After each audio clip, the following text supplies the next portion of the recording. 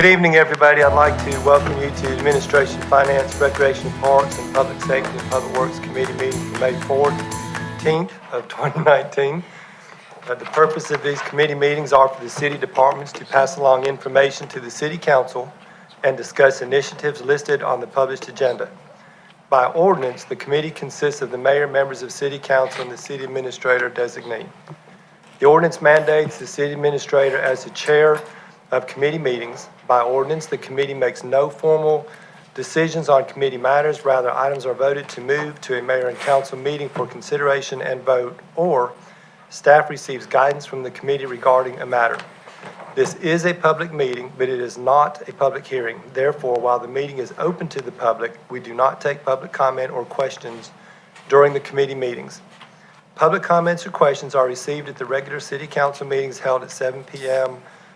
In the City Council chambers on the second and fourth Monday of each month. The first item on this agenda tonight is the agenda to approve the minutes for the Administration, Finance, Recreation, and Parks, and Public Safety and Public Works Committees meetings for April 9th, 2019. Do I have a motion to approve those minutes? Motion to approve. I have a motion to approve by Councilmember Grower. Do I have a second? Second. Second by Councilmember Judy. All in favor? And that's unanimous. Thank you very much. So our first item is going to be in the Public Safety, Public Works Committee. It is going to be item number 3 for Public Works. They have 3 items, and we're going to take those in order. Consideration for the mayor and or city administrator to sign a contract with Wade Ford to purchase a 2019 Ford F-750 regular cabin chassis from state contract in the amount of $79,430.25, and approval of a budget amendment in the amount of $79,431. Mr. Skowski. Good afternoon. This is a fairly straightforward item. This is one of our dump trucks for stormwater, and we need to replace it. It was proving to be unreliable, and unfortunately we thought we could get it fixed, and after a number of months, this has been going on for about a year, we've thrown in the towel and recommend that we purchase a new one off of the state contract. So the quote is attached and the funds are available in our existing operating budget. Is there any questions for Mr. Skowski? Do I have a motion for this item for the contract for the truck? Motion to approve. I have a motion by Councilmember Judy or Tyson? I didn't say anything. Motion to approve. Motion by Councilmember Judy, second by Councilmember Grower. All in favor, raise your hand. And that's unanimous. Thank you for that. Next item, item number 4 for Public Works, is consideration for the mayor and or city administrator to sign a contract with Tetra Tech for the design of maintenance improvements to the Roswell City Hall pond. Thank you. So this item is for maintenance to our ponds right outside of City Hall. So there's a series of ponds there. And as part of our stormwater permit, we are required to maintain city-owned ponds, do inspections. This one needs some improvements. It's got a lot of trees inside the pond area, and in order to maintain it, this is one of the ones that we have control over and would like to work on first. It'll involve removing trees and debris and restore its capacity. The funding for this is coming out of the shared stormwater funds, or our stormwater best management practice fund, which is set up with shared stormwater resource money.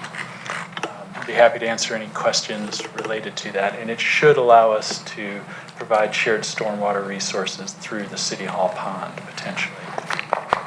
Any other questions for Mr. Skowski? I have Motion a motion to approve. Motion by Councilmember Judy. Do I have a second? Second. Oh.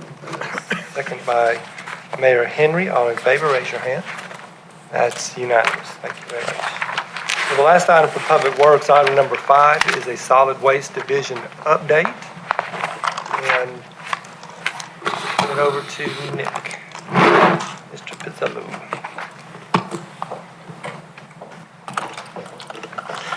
Good afternoon. We'll get right to it.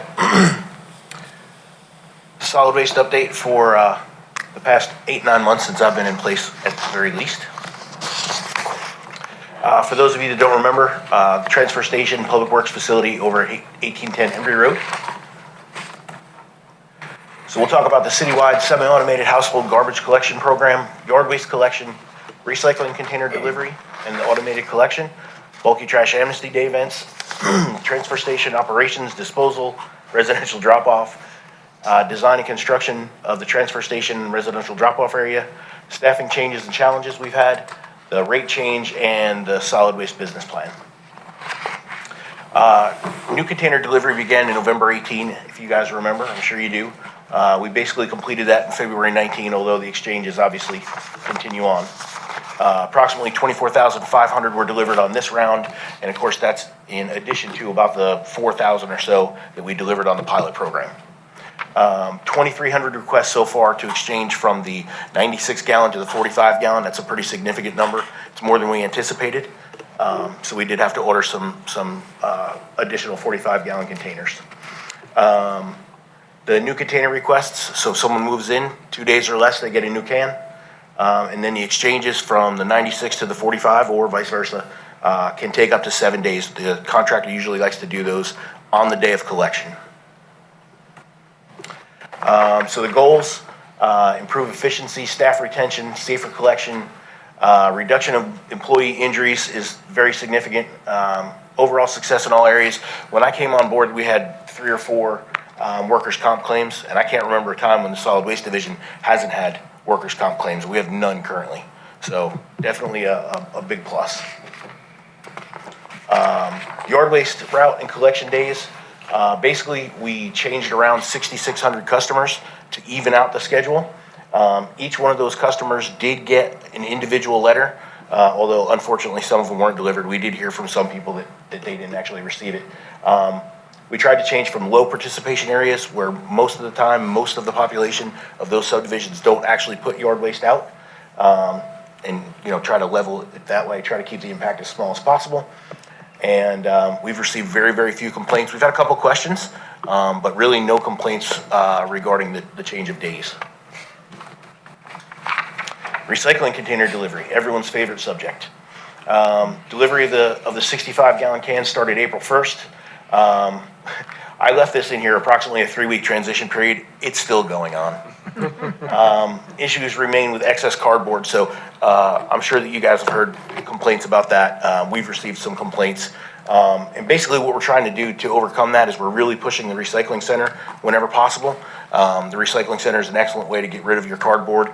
But in the cases of, there's a few of the smaller neighborhoods where they're getting a lot of packages and doing that sort of thing, we're actually sending out the scout truck to go collect those in mass from the locations and take them to the recycling center ourselves. So that is an option for folks as well. Did you mention extra cans? And the extra can as well. So we did work out with advanced disposal where everybody can get an extra can for an additional $3 per month. So we've had quite a few people take advantage of that as well. Thank you, sir. Bulky trash. Bulky trash events were held 2 times a year in the past several years. The last one that we had, March of 18, was 533 city residents that took part in that event. It is a big drain on personnel. About 25 people have to work, which is most of the staff in solid waste. And then we have to work Saturday all day, and then Monday we bring them back in. So the overtime budget was huge. That event cost about $10,000 a day. And it's really inefficient. So we've got a couple of options. Currently, everyone in the city, every city resident, yes, sir. You said 10,000, is that the staff time and the disposal charge? Yes, sir, that's correct. Yeah, about $7,000 of that was actually, about 6,800 was staff. The rest was disposal. Yes, sir. Thank you. Yes, sir. So currently, for anybody that doesn't know, we do have an open top dumpster that's located at the transfer station. Any City of Roswell resident can use that at any time, 5 days a week, 7 a.m. to 4 p.m. So we try to push that really hard. And we've had some people call up and ask about the bulky trash events. And when we tell them about this, they're absolutely just thrilled, come right on by, they use it, and we're good to go. So that's what we would like to do. That's the main goal is to use that. We are going to have a couple of bulky trash amnesty days where we're only going to sign up 100 people. The first one's coming up first weekend in June, and that's full. So we've got 100 people signed up.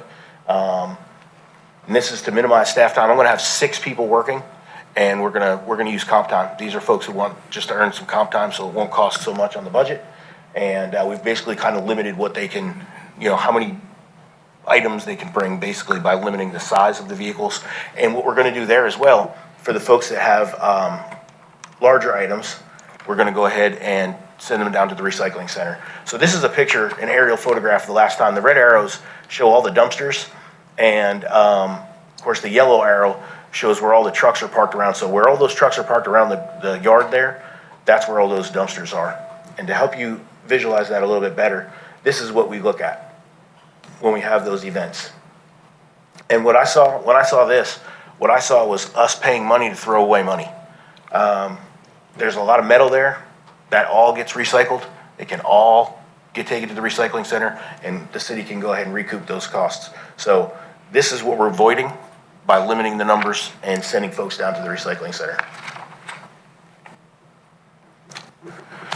Transfer station operations. The current contract does expire December 1st of this year, so we're working with a standby contractor to get that RFP out so that we can see how we're gonna run that thing over the next several years. And we are working on the design for the new transfer station as well. We do have $260,000 in the budget this year to work on that. Staffing changes and challenges. We eliminated 2 positions through attrition. There were 2 custodian positions who no longer are with the city. And so we did away with those positions. We also converted a position that was an assistant supervisor, and we made that an equipment operator and going to send them down to the recycling center. We're definitely doing a lot more at the recycling center than we were before, and we're looking at adding some services there. So that person is definitely going to come in handy down there. And then one of the challenges that we have is pretty much what everybody's having everywhere, and that's just all, the market is flooded with jobs, and it's difficult to get new staff at times. Solid waste rate change. So the rate change became effective January 1st. Last increase was in 2004, and we needed the increase due to the yard waste and recycling services, the cost of recycled curbside recycling of glass, landfill fees. The landfill fees have increased, and fuel costs, capital costs, and then of course compensation and benefits increase over time. New rates allow the city to continue the weekly house collection, service type selected by the residents. So you know that we have the curbside exemption program for those over 65 or with a physical handicap. So we actually go up to the house and collect those. Weekly curbside recycling, and of course collection of yard waste. So the business plan was adopted in 2016, and we are working at this time to update that. And we've got a list of, basically, this is everything that we do. And that's what we're looking at. We're just going to look at it holistically and try to make sure that we're doing things the way that we should be doing them in a cost-effective manner. Any questions? It's a great ending slide. I thought you'd like that. I thought you'd enjoy that. That's West Alley, if you're wondering. Oh, my goodness. One of the great things to note is the dumpster's actually open, and it's less than half full. Yeah. So there's still some confusion. If you remember the last time I told you there was confusion about East Alley, we've still got some confusion. It's just on West Alley. And then the other picture is a foam densifier that's in the budget for the recycling center this upcoming year. So last week, Susan used the Take It to the Recycling Center bulky trash program. It worked very well. She was very pleased with how that all worked out. So Excellent. there's a testimonial for you. Excellent, excellent. I was so nervous when you started that. All right, thank you, Nick, we appreciate it. Dan? Thank you. Thank you. Sharon, thanks. The next item is item number 2 under the public safety police agenda, and it is a discussion of the Mountain Park Public Safety Agreement. And I believe if the discussion of Mayor Henry, I don't know if you want to lead us off on that discussion. Yeah, I'll start us off on it. Thank you. Jim Still, the mayor of Mountain Park, approached me and wanted to talk about looking at our agreement with Mountain Park. As you all know, we provide police and fire to Mountain Park in exchange for a nominal fee. So it's been a while since we've reviewed the agreement that we have with Mountain Park, but like I said, Mayor Jim Still requested that we look at it. My suggestion is, and he agrees with this, is that as we look at this agreement, we form a committee that will be members of Mountain Park, appropriate staff, and our staff, and to look at the agreement and what changes, if any, we need to make. I'm thinking as Chief, it's been a number of years since we've made changes, so we do need to look at it. This is really more of an informational item. I wanted to keep you informed. Mayor Still had asked me to not bring it to council until he had a chance to bring it to his council, and so I think that we're all in agreement. And to move forward, we just need to get on the same page. What services are we willing or able to provide for Mountain Park? What services they want to provide for themselves? And I think there's some conversation in Mountain Park about that, and how we move forward. So this is just more or less an introductory conversation, and I wanted you all to be aware of it, and that we will be engaging in committee conversations, not at the elected level, but at the staff level, and I'm sure that staff will report back to us. Yes, ma'am. Is there anything you'd like to add? Not really. Just to give you just a brief history as far as the contract goes. The mayor's right. Mayor Steele had approached her about it. When Chief Grant was here, this is an item we had looked at because we hadn't updated the contract, and just so happens that Mayor Steele has also decided to ask us to look at it. But just to give you some information on kind of what we're doing, this contract was first originally done in 1998, and then it was done for $27,000, and then it was redone in 2009 for $33,000. What I can tell you, the little work that the police chief and I have done on this is to talk. We've run the call volume, and when you look at call volume, as of up to about 30 days ago, fire departments ran 55 calls in the city of Mountain Park, and the police department ran 132 calls. What I'll tell you is that we look at not just how many calls we run, but the service. What we're going to be looking at is the service that we provide for the city of Mountain Park. We have an automatic aid agreement, what this is, in contract. For the fire department, we run of course, any fire or EMS calls within the city. We do fire investigations if we do have a fire. We have a radio agreement through them where they also are dispatched by our 911 center. The police department obviously patrols and has the call volume, and they also, if they have a crime, they do the investigations. And if they issue a citation, their officers have to go to court out in Mountain Park. So that's what we're looking. That's what we're going to be looking at. And as the mayor said, we're going to be doing putting a committee together of Roswell and Mountain Park personnel to come up with the best contract that we can. I'll be glad to answer any questions. Just a quick question, I mean, and particularly for the police, are you now providing routine patrol, or is that something that you would do, as part of a future agreement, or how do you see that being most effective and efficient? So we do currently provide routine patrol. It is on the far outskirts of the city, so it's one of those things that, the central part of the city is a place that we're going to be passing to and fro through anyways as a thoroughfare. So getting out to that area isn't as frequent or as often, but we do make it a point to go out there and do it as part of a routine patrol.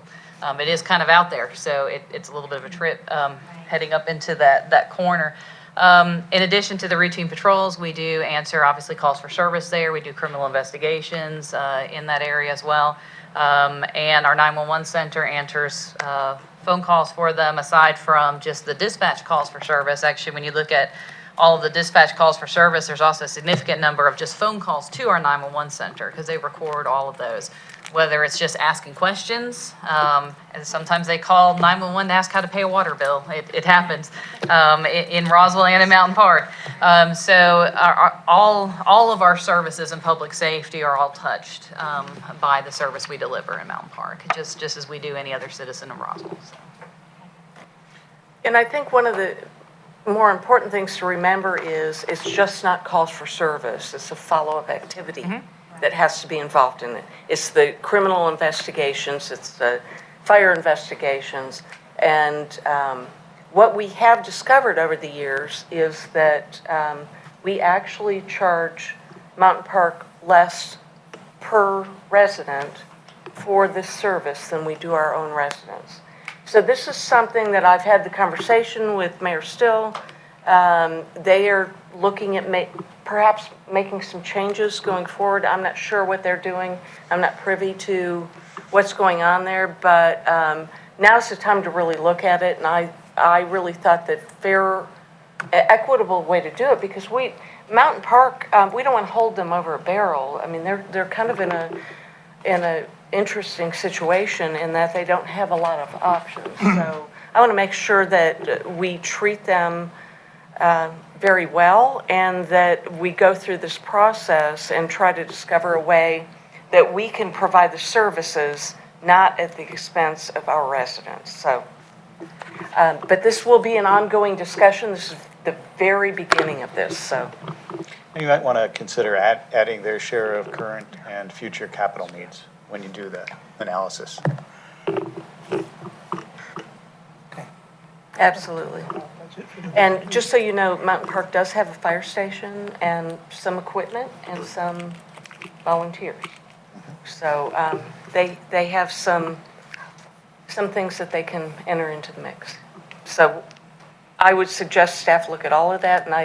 And like I said, this is just a beginning conversation, and so I just wanted you all to be informed that Mayor Still came to me with that, and staff will now be looking at it, and they will come back to council as a whole for the updates. Thank you. Good? Thank you so All right, much. thank you. Thanks for that. I'm going to move over to Administration, Finance, Recreation, and Parks committee meetings at this time, so we'll take just a minute and get that switched over.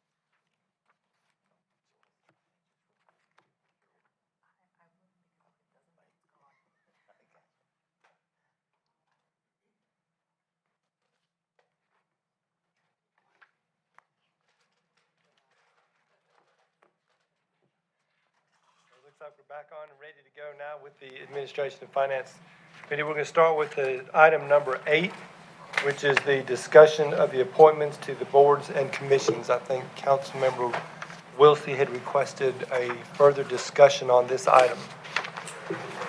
Yes, I mean, over the past year and a half, I think we've all had a chance to learn and kind of look through a lot of the processes and how procedures in the city, and kind of we're always looking for ways to improve them, and to do things in a better way that represents and involves our residents in a more democratic and fair way. And so I did a lot of research on how other cities approach appointments to boards and commissions, and also talked with Mr. Davidson, and particularly took a look at a proposal that Councilmember Zapata had introduced several months ago or several years ago. And there is a copy of this in the packet, and I don't know if you want to throw that up or not, but basically the greatest change to this is something that would give anyone on council the opportunity to make a nomination to council or the mayor to make a nomination, and then after interviews by members of council and the mayor, there'd be a vote and confirmation by a majority. That name would then be brought, all this would be done in closure just to protect the confidentiality of the nominee. And then once that name was brought forward, they would be voted on and confirmed in a public meeting as we have done in the past.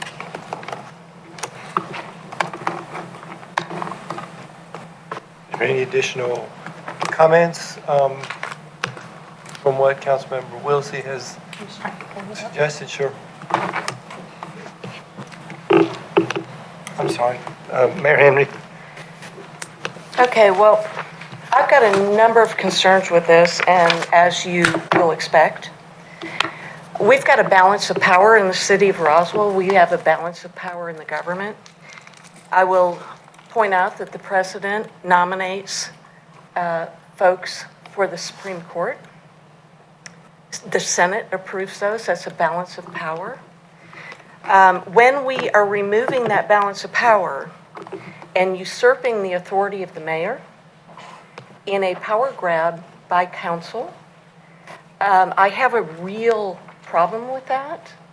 I would also caution you that when this has been proposed before, the majority vote on council was not the majority vote now. And so the majority vote can swing in the next election. So what I'm asking, and my question about this is, we have had when, and I don't know the circumstances because I wasn't on council, but when we had Councilmember Zapata propose the change in the charter, which this is a charter change, not an ordinance change, it went nowhere because people did recognize the fact that there is a balance of power. It is not about majority rules. It's not about mob rule. It is about a balance of power. And so when you have the mayor nominating, council confirming, there are people that I can't nominate because I know you all won't confirm them. So when you turn that around and say, well, it's just going to be a majority, and we are going to nominate the folks that we want to nominate, and there's no balance of authority there. So I have a real issue with it, and I will tell you that making a charter change based on just clearly a grab of authority, I've got a problem with it. I'll go to the mat on it. And this will be something that we will discuss in public. I would also like to point out that during my tenure, we have had a very, very clear, easygoing process. I have not been an obstructionist, as was the previous administration. Like I said, I am willing to nominate people that are reasonable, people that we can all clearly determine are going to be good additions to our boards and commissions. And you all have confirmed them. It has been a very, very easy process so far. And what I would like to point out is when Councilmember Zapata brought this up, and I will be very, very frank with you, we had a mayor that was being an obstructionist on it. And he was not appointing people. And he clearly had a political agenda. What I have been trying to do over the last year and a half is find people that are in the middle of the road that clearly want to see the city of Roswell going forward in a positive manner and trying to remove some of the political appointments out of the process. So for you to introduce this to me is a slap in the face. I think that it is something that our charter has been built on, the United States has been built on. You know, it's a balance of power. So I am absolutely opposed to this, and if you want to know any other thoughts on my part, please feel free to ask. I guess I have seen at times when it has not seemed to be a very fair and democratic process because there are folks in groups that have felt like they are not being fairly represented, and also folks who don't even want to apply because they know because of some past relationship or association that their name won't be brought forward. And I made no secret of the fact that I think we need to work harder to make sure that our boards reflect the diversity that's in the city. We need young people, we need folks of all races and beliefs, and we need to work a lot harder to make sure that that's represented. And I think that by having 6 council members plus the mayor to be out and go to talk to people and find people who are interested to the positions will help us to do that. I also know my own personal experience from having gone through a nomination process as a resident that my name was not brought forward by the mayor. I'm not sure how it happened, but I know that I interviewed or had worked with all 6 council members at the time before I was actually interviewed by the mayor. So to me, that seems like the process is working a little bit differently than it is now. I mean, the process that has been going forward and it was outlined, in a memo that was given to us in November is that no one, would be very clearly that the appointments and the names would be brought forward by one person. And again, I just think that doing something that involved other council members in a more democratic way would be much more open and representative of the city and our residents. Well, and let me just say this, that any council member can bring forward a name. The power of the mayor is to appoint, the power of the council is to confirm. Anyone can bring forward a name. I will tell you, and I may have already said it, there are folks that I would love to bring through that I know that you all won't approve. There are people that you want to bring through. As a result, this is why we're sitting here now, is so that you can bring them through. So what I'm trying to say is I'm looking for a balance. I'm looking for a balance within our city.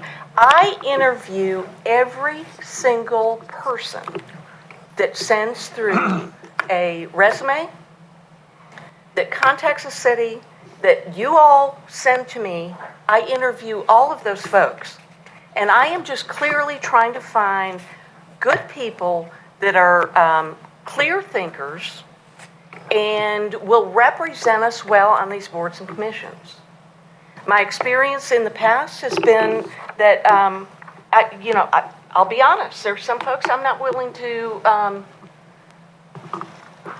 renominate because of their actions in public. We just had a conversation about that the other night. But anyhow, to me, this is clearly a power grab. If you all want to go down this road, go for it. Go for it.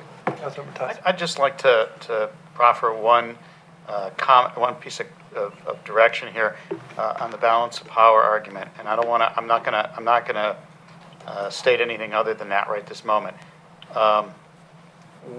Making a comparison to the President of the United States government, the structure of that government, we do not have an executive branch. The mayor is a part of council. The council is the branch of government that we have. Okay, we have a judicial branch and we have council. There is no executive branch. So that argument, to me, I understand your thoughts, your feelings on it, but there is no executive branch. There is only a council. So. Mr. Halsey. Yes, ma'am. I understand what he's saying. I personally think he's splitting hairs. But there is a difference between the duties of the mayor and the duties of council, correct? Correct. The charter specifically provides mayor's powers, and they set them out, and they provide council powers, and they're different. By the way, we don't have a judicial branch of government. You're right, we only have one.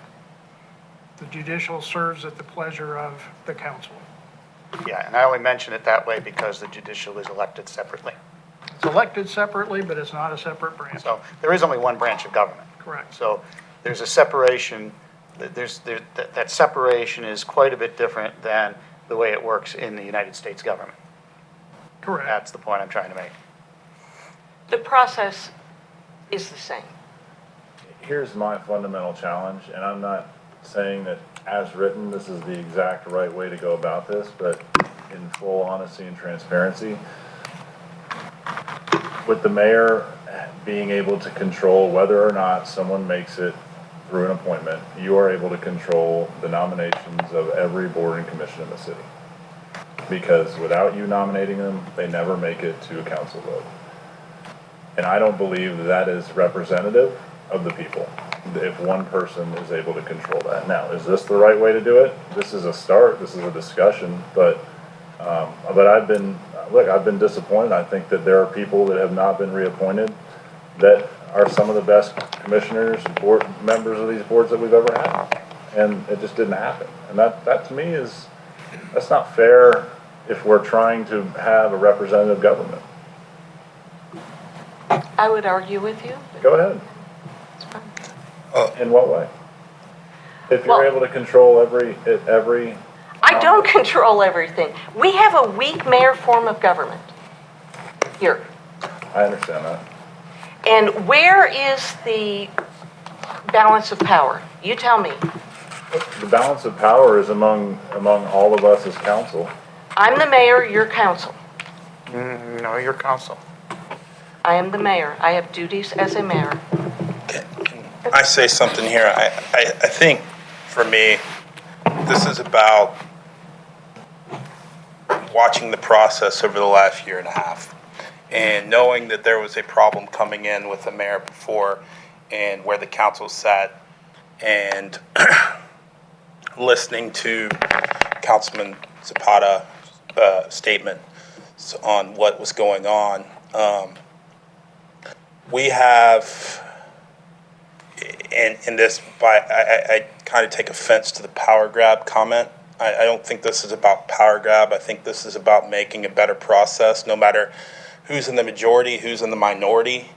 And if the mayor is in the majority or has an opinion, and then there is no balance of power. Then the mayor is the same as the people on the thing, and there's no. And so the balance of power argument, it depends on who's the mayor, what people believe in, this, that, and the other.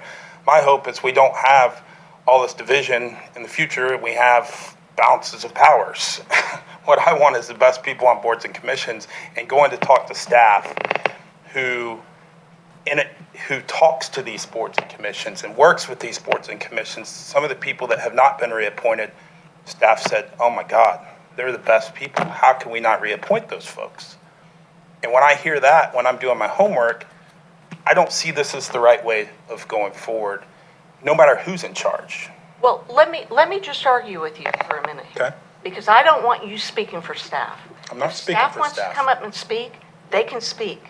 Because I'm not hearing the same thing from staff that you are hearing. Okay. And I have no idea what you are hearing or what people are telling you, or if they're telling you something. They are. I have no earthly idea. So please only speak for yourself. I can speak up for what somebody told me, because that's what somebody told me. I'm not lying about it. So I'm looking at what's best for the city and what's best for staff, and this is by far not a power grab. We could, I mean, who knows? Get voted out next year or next election. Who knows? I don't know what could happen, but I think this allows names to be brought forward for a vote by the governing body when a name might not be brought forward at all because one person doesn't want to bring them forward. And I don't see that as representative of government. That's where I am on it. Are there other comments on this topic? We will move on then with the next item. We've had this discussion. I'm assuming it will continue at some point. It is not an item on this agenda for a vote at this time, so it is just for discussion. Anything else before we move on? I'd just like if all other council members could take a look at what's being proposed, and if there are suggestions, and they have your suggestions as well, let's talk about them and bring it back again. I do think this is important, and my read of the charter is that mayor and council are to work together. And it is by a majority vote, and the mayor is the chief executive officer of the government. And it clearly says that the mayor appoints.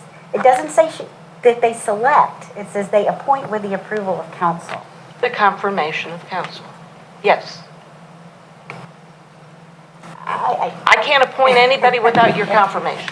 Here's my question, and I'm really not trying to be confrontational. I really think this is a problem we need to solve, and if we're talking about balance of power, how is it that the mayor can control every nomination in the city? And you just said you can't, but you can, because I could bring you a name, you could say, no, not gonna appoint him. I could bring you another name, no. I could bring you, and then finally you'd say, all right, here's one that I'm gonna appoint. But how is it representative if the mayor is able to control every nomination? And I'm not being accusatory or confrontational, I really just wanna have a discussion about it. So let's look at a situation where a nominee comes in 3-3. In our current process, what then happens?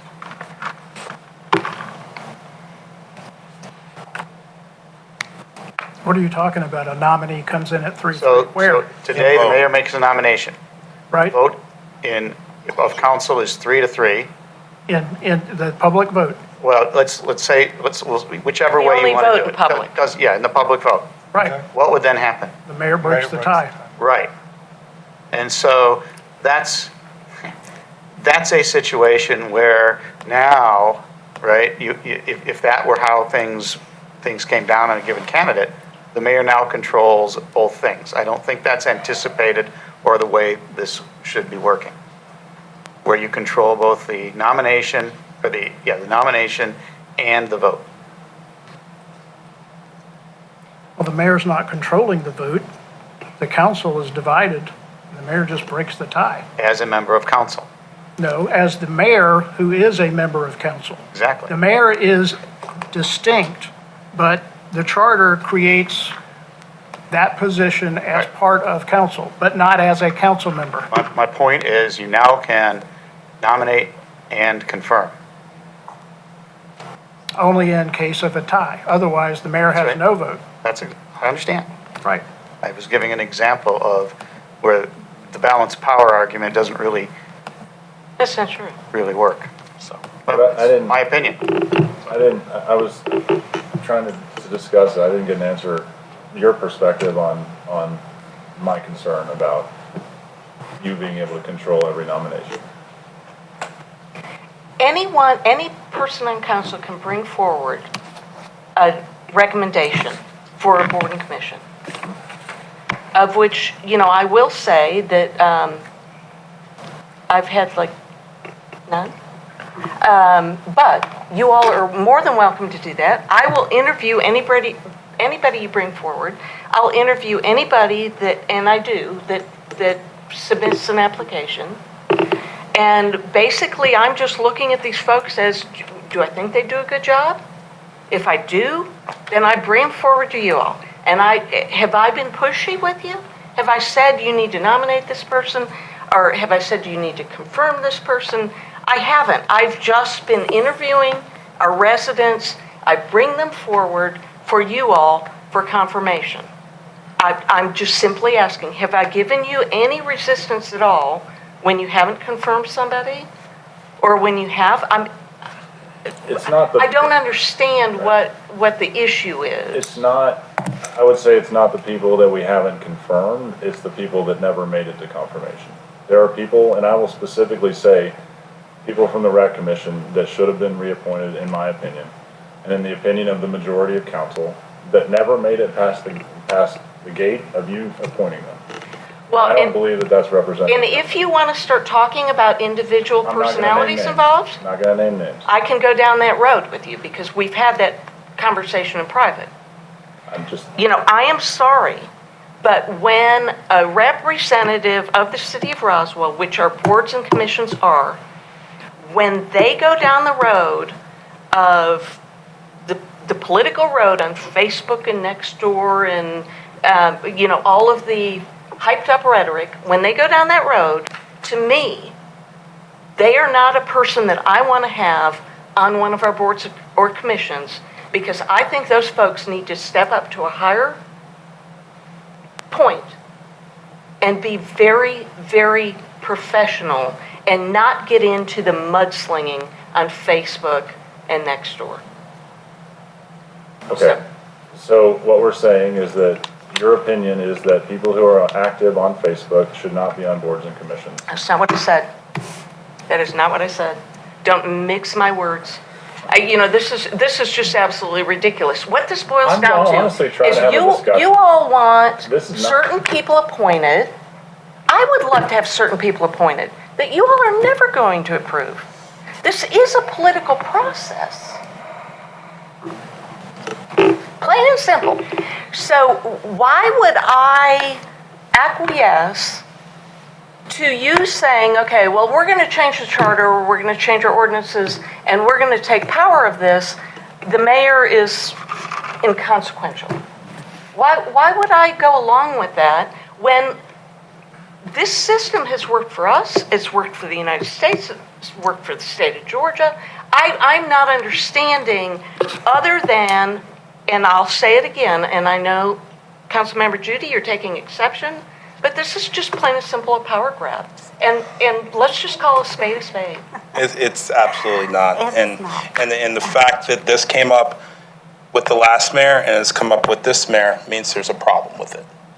And I don't see a think, problem and, in this- well, I know, and I don't care who's mayor. I think this is not the way for us to move forward, to have the best boards and commissions and the best participation by the citizenry of Roswell. And, you know, there's many different ways to go about this, whether it's ways in different cities where each council member appoints somebody, but we'll have to figure that out, or another way. But this process right now obviously had a problem before and has a problem now. And so what I want to do is try to fix it for the best for the city of Can you Roswell. tell me where the problem is now? The problem is there are people that have done a really good job, and I've heard they've done a really good job, since you don't want me speaking for others, and I've done my homework on it. I know they do a really good job at everything they do, and they have the best interest of the city, but they are no longer on boards or commissions or brought forward for a reason. Now, if we start looking at political affiliations of people and what they do and this, that, and the other, we're going to get nowhere. Like, we might as well just cut out half the citizenry. We got to get past this in Roswell. It's enough of enough. We've got to move forward, and we've got to do what's best for the city and not what's best for whatever these divisions are. It's gotten ridiculous. And let me just say this. You look back at the people that I have reappointed to boards and commissions, and you will find many of them, and I can guarantee you, they were not Lori Henry supporters. And that was not an issue with me. Their affiliation or who they supported in the last election was not an issue. What the issue was, the ramped up rhetoric during campaigns and things that were going on. And, you know, I don't want to get into the specifics of it because I don't want to drag people through the mud. But, you know, if that's the road you all want to go down, I can do it. This really doesn't have to be threatening and this, that, and the other. Like, we're trying to figure out what's best for the city, and we need to move the conversation on. I think it's probably best. 'Cause So from a it's going direction, nowhere. forward based on the discussion, I know we have some draft out there, we have some ordinance language out there. This is a discussion time. I think the next possibility would be to bring back what your thoughts are and have something of more of an action. If you want to take an action, if you want to leave it like it is, then leave it like it is. But I think the interest of the different parties are all kind of brought out now, and there's some understanding of what's going on. So the next step would be action, if you want to so take action, or not. Thank you. Well, and to make clear, there has to be a charter change before you can do an ordinance change. Correct. I understand that. Okay. Can I just make one comment? Not about that, but I just want to let you all know that I've got to leave early, so I don't want to read on Facebook that I stormed out of this meeting because I was angry and disgruntled. I do have to leave Are there any early. items which you would There- like there to are. cover before you have to leave? We're actually, that's why I'm jumping around a little bit, and we're going to jump for a couple of more, and then we'll put back on to the regular meeting. But the next item is going to be a community development item, and it is the discussion of updating the community development fees, which is over in comment. If we can move to that, then we'll come back to the regular admin items. I know there's people here for some presentations and outside. We have some discussions that we need to get through. So I'll turn it over to Alice or Lenore. She's the numbers lady. Just, the change in order of the meeting today was a little, and I know we have some folks who are scheduled to do presentations, and they also had time constraints. So I don't know how that was decided, but I think just the word, it would be nice to have a heads up on that in the future if the order is going to change. It's just a comment. Sure. Thanks. It's that way. Thanks, ma'am. I think we have this, don't we? Actually, this is an updated version I emailed to you just a little while ago. The I like numbers. The PDF was emailed to you, and I'm actually going to skip around a little bit and try and get to what I believe is the crux of the conversation that we need to have today. The package that is coming around to you, it's 11 by 17, includes the package that has been presented to you this is the third time you've gotten the same copy of it. It was also emailed to you and includes the comparisons for the current and proposed Roswell fees for engineering, planning and zoning, and building. I'm actually going to skip through that and go to the last 3 pages on this for the conversation, because I think we can isolate the conversation to one specific area. The presentation we've given to you the past is basically that we're looking to bring us in line with industry standards. In the past, I've also presented to you some comparisons with our neighbors, but what the 3 samples in the back I'm going to give you present it in a slightly different format. And so everybody in the room can also see it. I will do my best to see if we can see it on the screen at the same time. What I've done is generate 3 sample projects, 1 residential and 2 commercial. The second commercial is the one that I believe we'll spend the most time discussing. So if you're on the third from the last page, it says sample project at the top. It's 1 of 3 of sample projects. This is a single-family residential parcel, assuming that it's less than an acre, a 2,500 square foot house with an estimated value for construction of $250,000. That's important to note because our neighbors have various ways that they calculate the fees. Some do it based on square footage, some do it based on valuation, others do it based on just flat fees. And so I've provided a sample that is, let me turn this view to here. This one should be, nope, this was the right one, sorry. I work a different way on my computer at my desk. Okay. Come on, there we go. So this top one, and I'm gonna do this to try and make it less confusing. Why wouldn't it let me grab it? Okay, is a single-family residential. The top portion of it is what the land disturbance or engineering permit fees would be, and the bottom portion is building. So I'm going to focus on the bright yellow column. If we want to get into the details, we certainly can. But this is to show you that in current conditions, for an applicant to come in and apply for a land disturbance permit for building a new house on an acre or less than an acre lot, they're looking, based on these assumptions, to spend about $1,800 in total on their engineering and building permit fees. With the adjustments that we're proposing, that number would increase by almost $400. It goes to $2,275.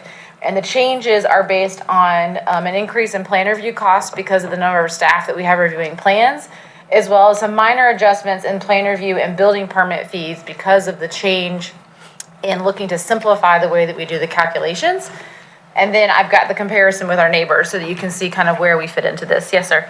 Yes, and so when I look at this example, I'm not really very troubled by it, but I am incredibly distracted by the Johns Creek column to the point where, if you don't mind, Yes, I'd like for please. us to put an X through it, because I fundamentally don't believe that for a $250,000 And that was house, actually the very first next recommendation $118,000 I was per gonna make. Theirs is based on a square foot cost. My assumption is that if I were to actually go into their office and make an application, there is additional data that they have that is in-house that we can't see through their applications, with the information on the website, that make that number make sense. I discovered something similar, which we're gonna talk about in a second, which will explain on the commercial side why we were seeing some very strange numbers as well. Because I started digging and I found some spreadsheets that they had, and it had some built-in factors that were not included. Just gonna cross it out. So yeah, please just ignore Johns Creek for the majority of this conversation. I didn't want to exclude them, but that is out there. So as you can see, we really are in line as far as residential with our increases. We're not the highest, we're not the lowest, we're right in the middle. Is there any conversation you'd like to have about that, or is everybody comfortable with where we're looking at that? Okay. The next one is a commercial one. I'm going to see if I can get this to work. Yes, this is great. And the assumption here is that this is again, about an acre parcel. I say less than an acre. We're looking at basically a multi-story office building. It may not actually be practical to fit some is on 5 acres, but I had to make some assumptions.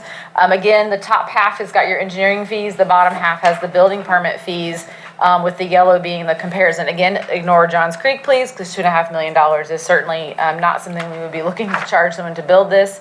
The major increase that we're seeing here is some minor increases on the engineering package in order to, again, allow for the extra time that these packages take to process from plan review perspective and intake perspective, et cetera. And then on the building side, in looking to simplify at a straight unit cost for commercial at a square foot based on the valuation, it makes a very significant difference in the numbers that we've got here. However, if you compare our totals to Alpharetta in particular, and even if you go all the way down to look at Dunwoody, our increase from 9,000 to 20,000 is actually in the middle of about where they are. Alpharetta is definitely on the higher end with a total of 20,000 when you look at the grand total, but they charge more for their land disturbance permit than we do. But if you look at the package together, is what we're looking at doing. It's the same thing with Dunwoody. They charge a significant more cost on their land disturbance permit. Their building permit is slightly lower because they just do a flat rate. It's actually the same rate that we're proposing. Their building permit is just a flat rate, and they don't have a bunch of other components that get into it. So they kind of have it built in just in different places to come up with a total. The difference here, if you remember, right now we have a breakdown on our building permits. There's about 6 or 8 categories depending on the valuation that you look at that dollar amount, figure out where you fit, and then it's a scale of I charge this amount, and then for every $1,000 over that amount, I'm going to charge this amount per the $1,000. And it is dizzying to try and do the calculations because I've been working on it all day. So what we're looking at is simplifying it and doing something very similar to what Dunwoody does, and that is a straight square foot cost once you get over a certain threshold. So the smaller projects are flat rates, and then when you get over $5,000, that's when you start using basically this scale of a cost per square foot. $6 on the residential side, $8 on the commercial side, which is the same thing that Dunwoody uses. And then when you start comparing the totals, when you look at the permits, even though they break it down slightly differently in Alpharetta, you're looking at 20,000 versus 16,000, and then you've got 10 over in Sandy Springs. I'm also in this case excluding Milton because they have something very strange that they do. Their building is very easy to follow. The land disturbance, those fees are based on the valuation, and they calculate the fees at a staff level. I don't want to go that route, and so I've made it purple so that it would show up that their number is, I think, is lower strangely, and we're still not super high, but again, it's the building side where we tend to see a lot more that we need to cover in that. Are there any questions about this? So I'm struggling with the more than doubling. Let me, before we do, let me explain about the fees, and this is something that we haven't used it once, but it's always available. Projects that have a certain, well, actually not even a certain cost, but projects that are economic development generating the city has the ability to waive their fees. If it's 25,000 or less, there's an economic development committee that can waive the fee up to that amount. If it's more, we can bring it to council and council can waive the fee. So if you have someone and they come in and you think that the fee is going to be the issue, we have the ability to waive the fees. But we've only had one company, McKesson, that even asked for that incentive. And that incentive package is something that every time the Economic Development Department of the state and Roswell Inc. are courting a business, that's offered up to them. So, on the building permit side, why is our plan review so much more? I might have missed this while I was in the stream than anywhere else. It's 16,000. It's based on, so our plan review is actually the 4,000 on this one. And actually, I just realized that this has an error in it. If you're gonna yell at me, but we're gonna fix it, so hang on just a second. Sorry, I'll re-email this to you. I'm going on a little bit of sleep. So it actually would be a much higher. 4,000 Right. So it's based on a percent. Right now, the way we have it structured is that we charge based on the percent of the permit fees. So for a residential permit, it's at 25% of the permit fee is what we charge for plan review, and for commercial, it's 50%. That is certainly something we can change. I have not recommended to change that. That's existing the way that it's done. The way, this is the number really that is driving what we're talking about, because everything else is based on it. So this number is based on the $8 a square foot based on the valuation. So for every $1,000, we're charging $8. We could play around with this number. Other folks do $4.63. It just depends on where we feel that our permits should come into play. One of the things that I wanted to also bring, in addition to what Alice just talked about with regards to the ability to make adjustments to those fees, is that finance has done kind of just a rough estimate to take a look and see about our revenue versus our costs. And in looking at this, in looking at the 19 approved budget and the revenues that were estimated, along with the allocations of not just the community development staff, but fire, public works, transportation, because they also review these permit applications, we have nearly $1 million in shortfall on an annual basis in cost to revenue. So we're not looking to make that up with the couple $100,000 of additional revenue that we were currently including in the budget. We've estimated it would be a little bit more than that. We still have a shortfall of roughly $800,000 on an annual basis that is not being covered by the revenues for the permit intake. And I would suspect, given the law that was recently signed in by the governor, that our cost will actually go up because of the staff management time that will be required to do in order to keep up with just documenting and tracking our plan reviews in accordance with that, the way that law is written. So again, our goal is not to make a profit. Our goal is to just try and cover some of our costs. But if this council feels that that needs to be at a lower rate, then that is certainly your call. Just for grins, could you change the 8 to a 4 and just let me look at the number? I certainly can. Okay, you can change it back now. This is a discussion item. Councilmember Zapata was not able to be here, but he did have some input into the discussion, not a for or against, but regarding the proposed fee structure. He said, I believe the applicant should cover all of the costs associated with the services being utilized, much like what Lenore was just giving as an example. He goes on to say, I encourage the mayor and council to place the responsibility of the fees on the applicant. To maintain and improve the levels of service, the fee structure needs to be changed in order to avoid a running deficit. And it seems to me, according to Councilmember Zapata, that fees are being subsidized by regular tax revenues, and he doesn't believe that this is a correct approach. That additionally, for a major economic development project, the mayor and council has the ability to review the fees already, and he just says thank you for the consideration of this discussion. I just have a hard time because I can't have a two-way discussion about that here with him. Correct. He didn't want to ask any question. He just wanted to read in his thoughts on. I understand that, but I can't Correct. communicate with him. I'm struggling with the magnitude of the increase.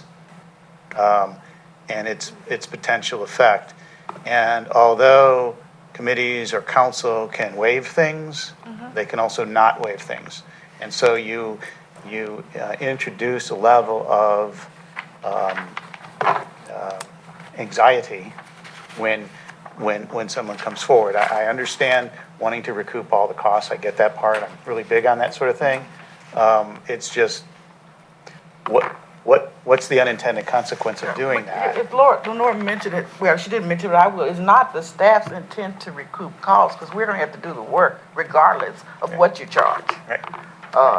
So, you Well, know, I'm just that's up to. And I was in the meeting Yes. when he made this Yes. statement yesterday,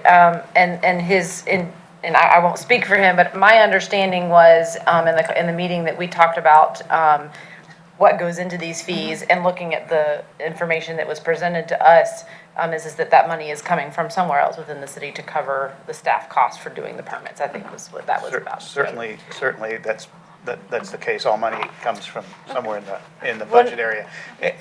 And maybe you get to this point, maybe it's just not in one fell swoop.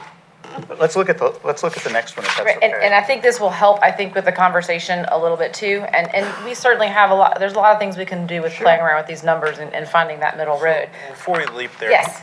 The middle of Dunwoody, Sandy Springs, Milton, Sandy Springs, Milton, and Alpharetta, if you kind of took an average, about 18,000 Yep. of that. So we're about two grand over average. Or $6,000 over average now. No, it's 20,000. It's 20, my number was wrong. The number changed. Yeah. It's really 24,624. Oh, okay. So we're 8 grand over. Okay. Number 6. Yeah. Oop. Hit the wrong button. So if we used the $6, that's when you'd be at the 18 average that you just brought up.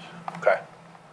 And on the residential, I'm currently proposing 6, but we could look at dropping that down. But interestingly enough, because of the way the numbers come out the residential costs tend to be on the lower end of the spectrum.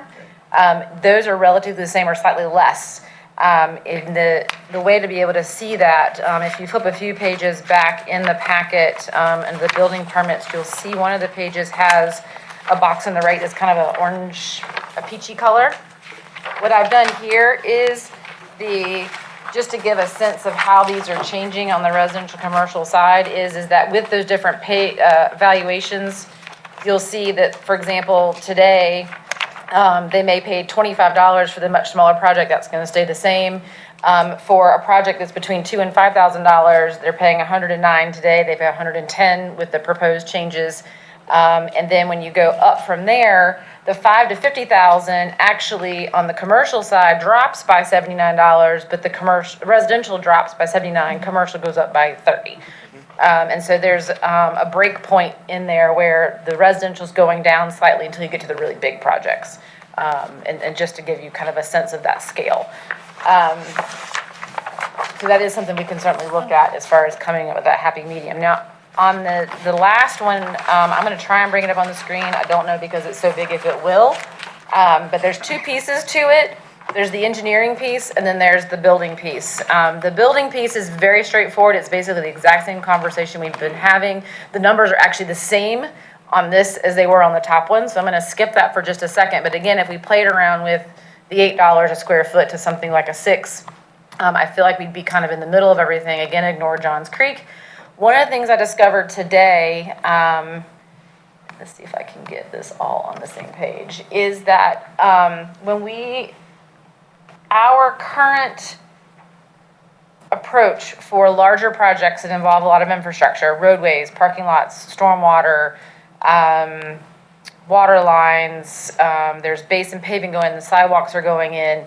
Those are special inspections that we have to do throughout the course of the project. So there's not only the weekly visits, there's the special visits that are in there. And so our current format is that those quantities are provided to us by the design engineer during the land disturbance review process. We plug those in and there's dollar values associated with each of those. So today, for example, the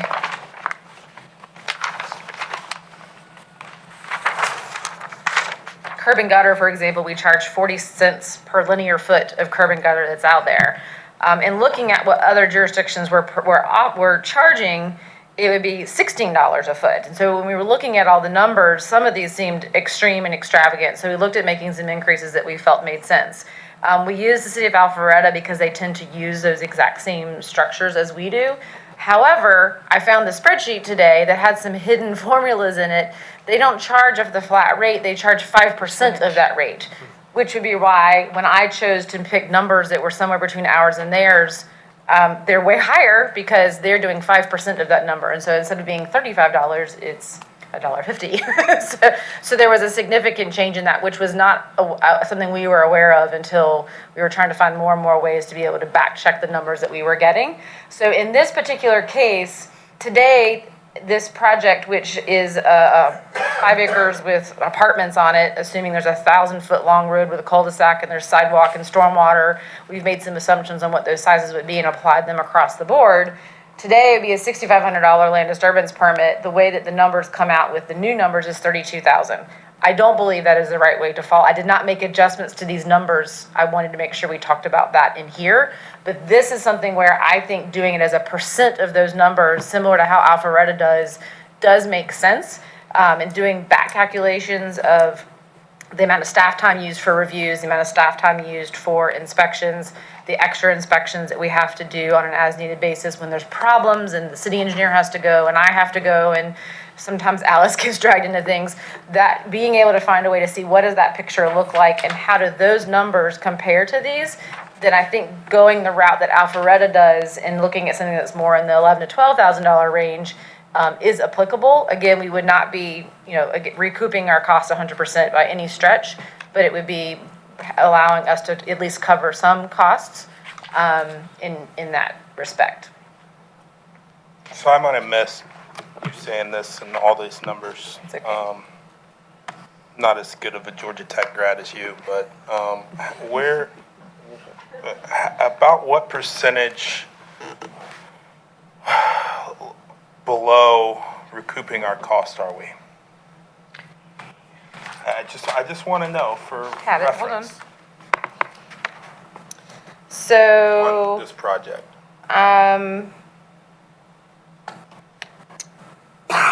Just this project? Yeah, on this example here. Oh, I have no earthly idea. I started running some numbers, but I was more interested in making sure I got sample projects ready for you than to try and redo those costs. And I looked at, for example, on a project like this, we have 6 departments, but let me think, we'll say 10 different people review the project at least once. Most of the times reviewing 2 or 3 times. So even if you assume they only spend an hour on the project, you're very quickly adding up to over 100 hours. So if you come up with a cost per hour that's associated with that, pick $40 or $50, something like that. We have very senior level people and we have, kind of middle of the road people that are doing those reviews. And that just gets it with the plan review. That doesn't count the initial meetings that we have, the face-to-face meetings we have when they don't understand the comments, the communication back and forth via email between the plan reviewers directly with the designers, as well as the permit technicians, communication with them, getting all the paperwork processed, and then you get to the inspection. So once it's even in the field, you've got probably, your first few visits are several hours apiece, and then it's at least an hour a week. So what you're saying is way, way, way below. Yes. Okay, that's all. Right. That's all I need. Yeah. I didn't know if there was like a number like. No, I 1,000 below, or- started to pull some numbers together and was quickly eating away with them, but doing it from an hourly perspective is challenging just because it's a complete guess. I do think that looking at these numbers and finding a way to get dollars that help cover the amount of time that we need to spend as a city making sure these projects are built right, whether it's on the engineering land disturbance side or on the building side, and then managing those programs. And I've only talked about a little bit, but the House bill that was signed by the governor last week basically mandates that we have to allow third-party plan reviews and inspections to be done regardless of whether we say we can get the job done or not, which means we now have to find a way to manage those third-party plan reviewers and those third-party inspectors. That we'll be hearing about again, because we've got to make a decision on if we want to actually pass a resolution. I think it's a resolution in order to allow us to create a pre-qualification list. But then we have to manage that tracking system, and that's just the intake side of it, let alone, how we manage it in the field. So it does get a little bit more complicated with making sure that we have a good system in place that we can keep running.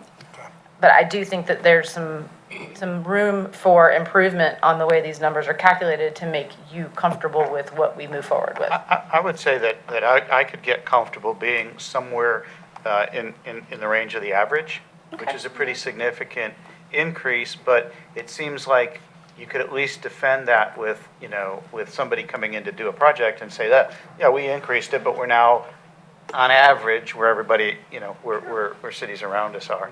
That number, if I did it right, well, you can calculate it. Sure, absolutely. I was using my phone, but if you go on down to the total of this, Right. right? I mean, you can see what's happened to our number compared to Right. our the areas around us. Yeah. We become very much not competitive in those numbers.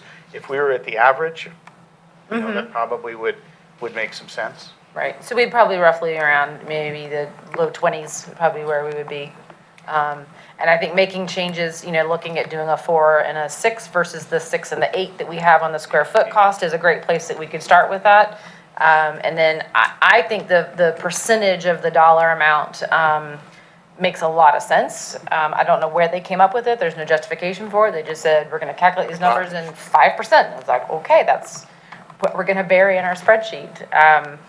In my opinion, it's easier to say, let's just charge a linear foot or square foot cost that is that number, because I'd rather I'm charging $1 for this, or 5 cents for this, or whatever it is, and it being transparent, because That would be easy. it's been an exercise to try and figure out how these other jurisdictions do it. I don't know how people apply for permits in those cities.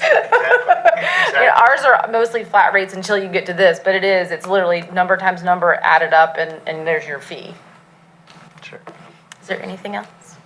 No, I think the rest of your fee changes, I mean, I don't see anything that's really unreasonable in there, and I think adjusting these to, today's world, today's market, makes all the sense in the world. They're just those couple that were, when you multiplied them out, it seemed like they got out of whack. So if you want to maybe look at those, I couldn't tell you where you would put it. That would sort of be up to you guys. If I may make a suggestion, I think that playing around with the 4 and the 6 that we just did on the building side is a great place to start with the building, which would reduce the 8 to a 6, the 6 to a 4. So we're still making an increase and keeping it simple, which I think is important for our applicants that are coming in. And on the engineering permits, taking a bit of direction from what Alpharetta has done, but rather than us apply a percent, look at making adjustments to these numbers, the square foot, the length, instead of it being $30, if they're doing 5% of $1,500 each, well, what is that? It's $300 or whatever the number is. And so coming up with those numbers to put us more in line with what they are will be a very easy thing to calculate and should put us very close to the average. If that is something you're comfortable with, I can make that update and then just resend the attachment to you so that you can take a look at those yellow bars. I think are what really helped give a little bit better understanding of where we stand, not just from each permit, but as a whole. I think that's going to get you pretty darn close. Okay. Is there anything else you would like to see? Any other comments? So you'll be getting more paper. Thank you. She's going to email me. I am gonna email you. I'm sorry that it's 11 by 17, but it's the only way that you can read it. Thank you for doing all this. Thanks, Yeah, it looked like it was Awesome, fun. thank you guys. So we No. appreciate it. Thank you, Lenore. Yeah, thank you. This round, I actually understood it all, so. We'll move to item number 2 in administration, consideration of implementation of the Roswell's Public Art Master Plan, percent for arts, both public and private contribution, gifting and maintenance policies.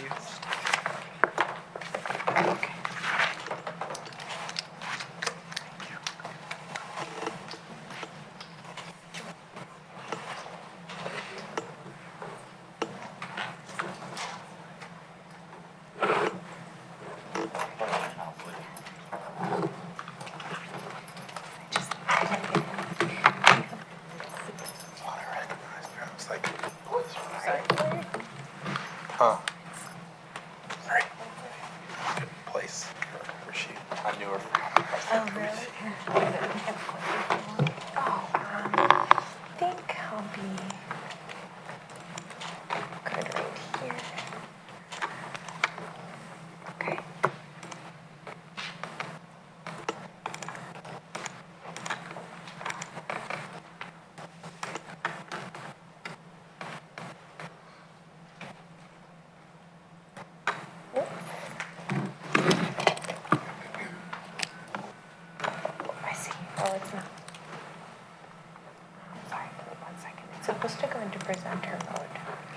sorry.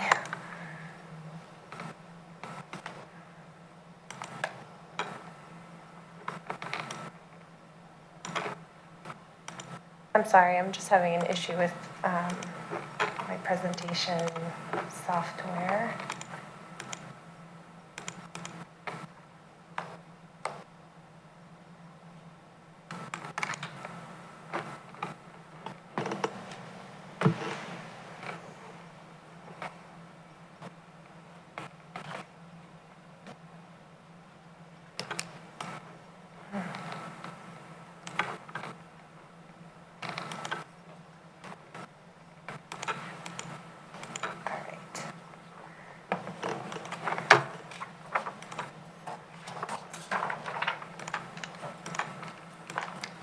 Okay, sorry, I'll just do it without my notes then. Emma, will you state your name? So Yes, of course, I'm sorry.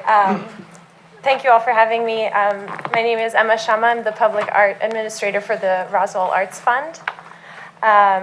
So I am very thankful to have the opportunity to present this information to you all and for your consideration for the Public Art Percentage for Art Ordinance.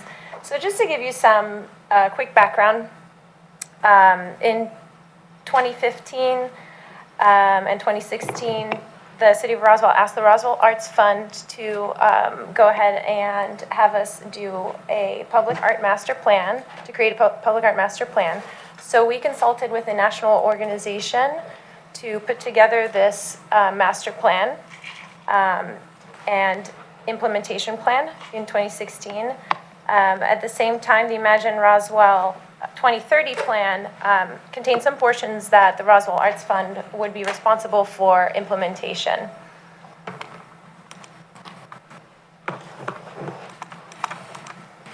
Nope. I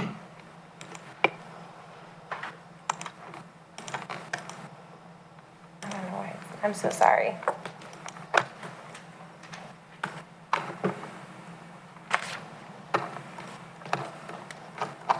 So just to kind of walk through our projects, as part of the implementation of the Public Art Master Plan, we have executed a few of those projects. So one of those was the Bucket Brigade. We've also done an artistic piano. This one was called Zoe, where we put out a call for muralists and went through a public art process and selected muralists to complete that. We've also done one of our Art Around the Tables this past October, where we selected 5 artists to come around the table to speak with different city departments and offer kind of their vision for art in public spaces, art in capital improvement projects.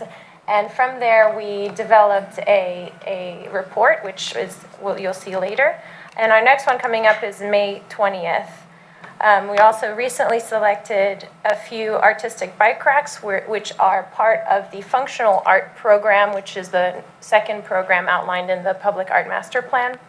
And then we are also in our 4th year of Art Around Sculpture Tour, which is our annual sculpture tour, also one of the programs outlined in the Public Art Master Plan. We've also most recently done a public art selection for the Keep Roswell Beautiful Ducklings as a partnership program and help them understand the process, facilitate their meetings and all of that. So just to give you an overview, and it's a very brief overview of some of the benefits that you gain from having a public art program, that cities can gain from having a public art program. So one of the main tenets is an increase in social connection, sense of pride and ownership, and some of that can even be extrapolated to outcomes such as saving money on maintenance, on safety. For example, if you illuminate an area that has art, that's an area that you would not have to spend extra dollars on safety and lighting. Economic development is one we talk a lot about in the arts administration field, and I'd like to point you to this report called Arts and Economic Prosperity, which contains a lot of data on economic development and the arts. But the one thing I do want to point out is that besides economic development, there's a lot of dollars that come out of having a creative economy and having a creative industry in your community. And so, like, for example, this is an event in Asheville. Asheville has a public art program that's very successful and very well known. And all of those events, activities, art experiences can bring dollars that are currently not being spent in Roswell for those types of activities. So what I'll go through as far as the percent for art ordinance is the percent for art for municipal developments, percent for art for private developments, gifting, and maintenance. But before we do that, I just want to kind of dive in a little bit deeper into public art programs around the nation and what this funding structure means. So this map you see right here is identifies all the cities that have a public art program and that have passed adopted a public art master plan. The states in white are the ones that have no percent for art at the state level. So you can see that is reflected in the cities that do have public art programs. And this excerpt right here are all the cities that have very similar population to Roswell. And you can see the estimated total spending in nonprofit arts and culture as an industry and how much that can yield in terms of economic impact. Those details are also available in the Arts and Economic Prosperity document, so I'm not going to go into too many detail. So the national, there's a little note down here that for some reason I can't really pull it up, that just said these percentages do not include a maintenance fund. And I'll explain how it breaks down in the next slides. So as far as regional programs, it's safe to say that approximately 80% regionally have adopted a public art master plan, and that includes City of South Fulton, Hapeville, Peachtree Corners, Sandy Springs, Alpharetta, list goes on. The first two actually have adopted a percentage for art ordinance, and I am actually part of the Metro Atlanta Arts Administrators group, and we are currently working on gathering more data on the different percentage for art ordinances that are currently out there regionally, so we can have just more information to share and see the comparables. I'd say. So not far behind those programs is Marietta, Brookhaven, Fairburn, and College Park.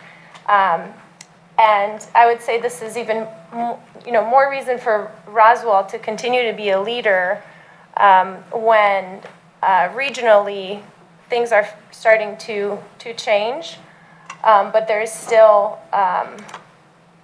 we're still ahead of our peers. So I'll just go ahead and break down the structure. So as far as the percentage for art goes, public development is for public development or municipal projects, 2% of the total of the building construction cost would go to artwork that's accessible to the public. And this breaks down into a 1.5% acquisition account and a 0.5 administrative account, 0.5% administrative account. Acquisition accounts would cover things like project management, administrative costs of running the program, everything from the public art selection all the way to installation, contracting the artists, all of that, engineering, art collection management, material costs. The 0.5 is to cover the administration and maintenance costs of the collection, the public art collection, or the acquisitions that you have. So you would cover routine maintenance, restoration, cleaning, and conservation. Another part of the percentage for art is a strong suggestion to have private developments offer no less than 1% of land and building costs on artwork accessible to public art. So part of that would be developing or creating a developer's guide, which we're halfway there. This report is one that came out of the first Artists Around the Table, and what the guide would do is create, basically offer visions of what public art would be accessible to a private developer, and instructions, kind of like a how-to on how to engage an artist, who to go to, who are your local resources, and help them with a developer-led project. The other two components are gifting and maintenance. So I'll just start with gifting. Gifting goes basically hand in hand with maintenance as far as having a process for gifting the artwork that is given to the city of Roswell. There are special considerations for memorial gifts and a certain process for that as well that will be developed. And part of that is also putting together an inventory and doing an asset mapping of all of those artworks once there's a fund to do so to support that. So the short of it, for gifting, the process would be, selecting the pieces that would be permanent to the city of Roswell, have a conservator review, and conservator or an arts professional review the work, and then submit a proposal to the city. Maintenance, which is also funded by the 0.5%, would cover things such as having a survey and conditions assessment that would be done approximately once every 5 years, and putting together a public art maintenance plan and also routine maintenance. Currently, the Roswell Arts Fund, we collect all of the maintenance documents, request that every artist whose piece is purchased to submit a maintenance report that is very specific. And so the last thing I wanted to briefly talk about is our upcoming Artists Around the Table, where we have invited 4 public art professionals from the area to talk to city staff about public art programming and the percentage for art. And we'll be going over how it works, all the way from funding to project management, how it is established. I also invited an artist to give their perspective on working with a city, and why it's important. All right, any questions? Thank you, Emma, for putting all this together and doing such a great job on the presentation. Just to kind of back up a little bit, when the Public Art Master Plan was presented, it included policies for these 4 things. And the council at that time accepted the plan, but did not adopt policies. Right. We have been implementing some of them up through now, but what this process would do would be to kind of adopt and formalize some of those practices. The way that, just quickly, the way that the 2% for capital projects would work are, any eligible capital project by the city, 2% of the project would be set aside into the city's public art fund. There are some projects like a fire station or a new plant or something, or a new water plant or something, just as an example, that might be sizable enough that would have their own art project, a kind of a landmark project that went with that. Some of the smaller ones, $100,000, $500,000 projects, the funds would just go into an account that could be used either towards some of these bigger projects or kind of on an as needed or as determined by the Arts Fund basis. There's also, if you take a look at it, just a very elaborate process of how a public selection committee is formed, and how a call for artists that follows all, government and public administration practices. And then also, the selection process involves the public as well as all the stakeholders who are involved in that particular project. Right. Which is very, very important to make sure that you've got the community and Yes. and the specific departments involved. And we're always trying to improve on those processes, including site site selection, all of it is something that, you know, we want to work on with every department in the city. So that's part of it too. And then just quickly for the 1% for private development, again, that is just a suggestion to any developer. And they have, this outlines options where they can either choose to use that 1% on art on their property, either going through a public selection process or through their own private development Commissioning, process. yeah. Commissioning. Or they can make a donation to the city's fund, which the city can then, you know, Use at their, yeah. at their discretion. So, again, you know, we've run into a couple of situations with the private development where it would have been really nice to have the rule and the Right. policy into place. You know, I think it's a great way for the city to reinvest in the community and kind of help create a sense of place. And I think the art is something that, you know, everyone can agree on, you know, makes Roswell a better place and a very special place.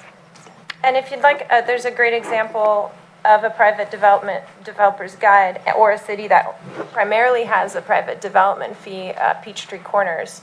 And they've put out one, I think Sandy Springs also has a developer's guide, and they don't necessarily have the municipal one hand in hand, but they have those resources available. Or any additional information, I'd be happy to provide more details on that. Thank you. Yep. So is there a motion to move something forward in adoption of the 2%, 1% of these policies that we've talked about?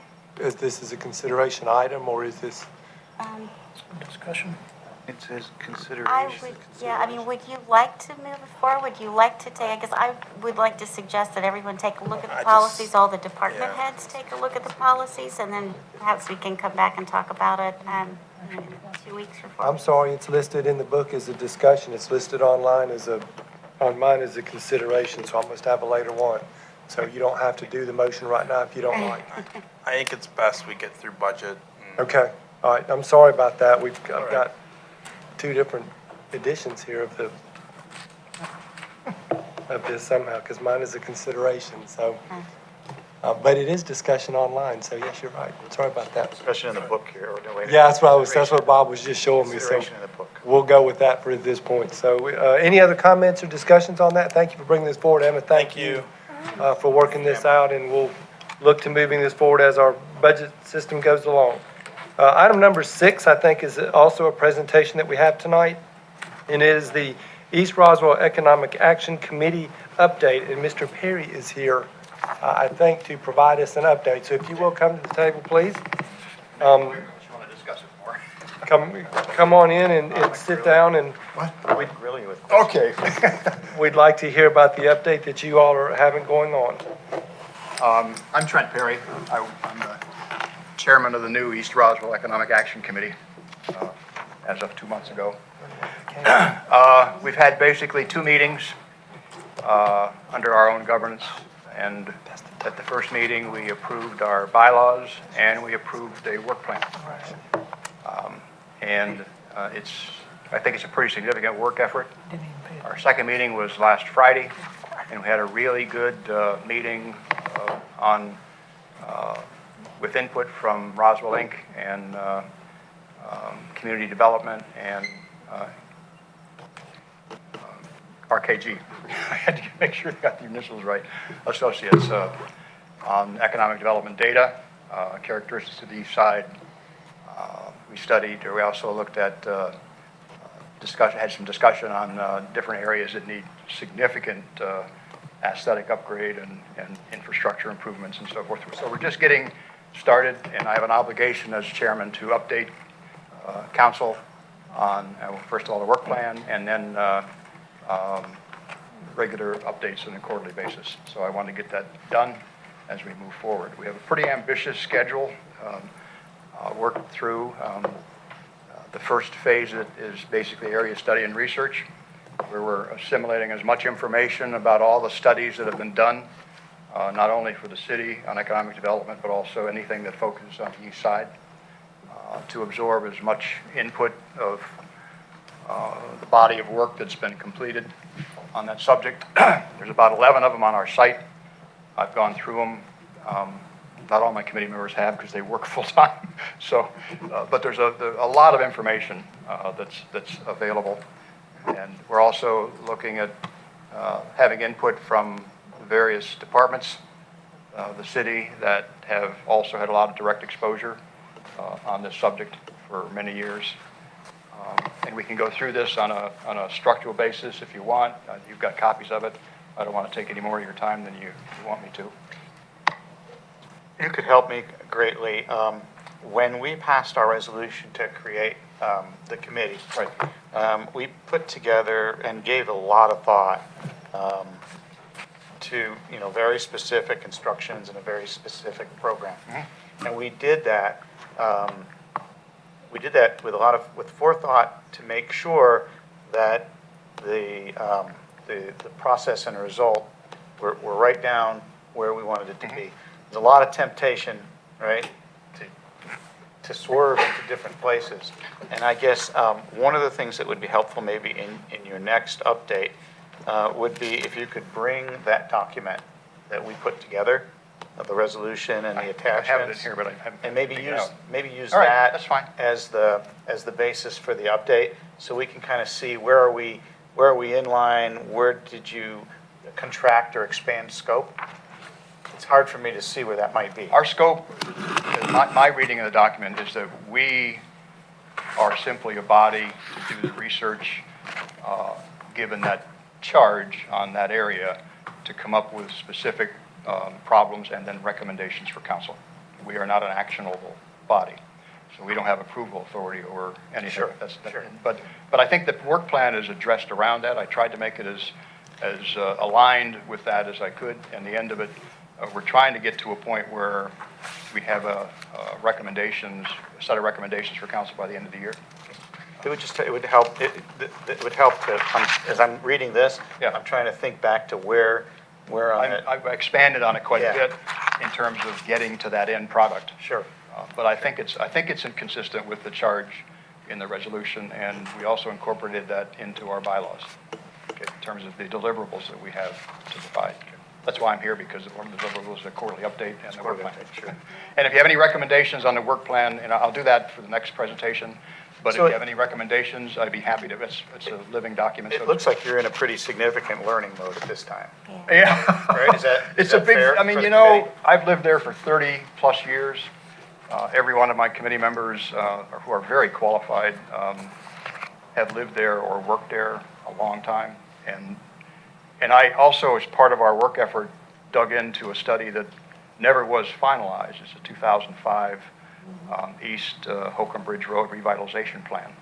It was never taken beyond draft. I'm not quite sure, and I haven't dug into why, but when you dig into it, there's so much stuff there. I don't know if any of you read that, but, oh, you said you did, yeah. It's unbelievable. It's like, why didn't we do those things? I know, I'm so tempted to jump right in and say, well, this is what we have to do. This is what we Like, should have done, right. Except the data is so old, but the methodology, the focus on the needs of that area, and what that study, and I'm not selling that study right now, because that may be something we recommend, but the substance of that study, had we done a lot of that stuff back in 2005, in my opinion, humbly, we may not be where we're at right now.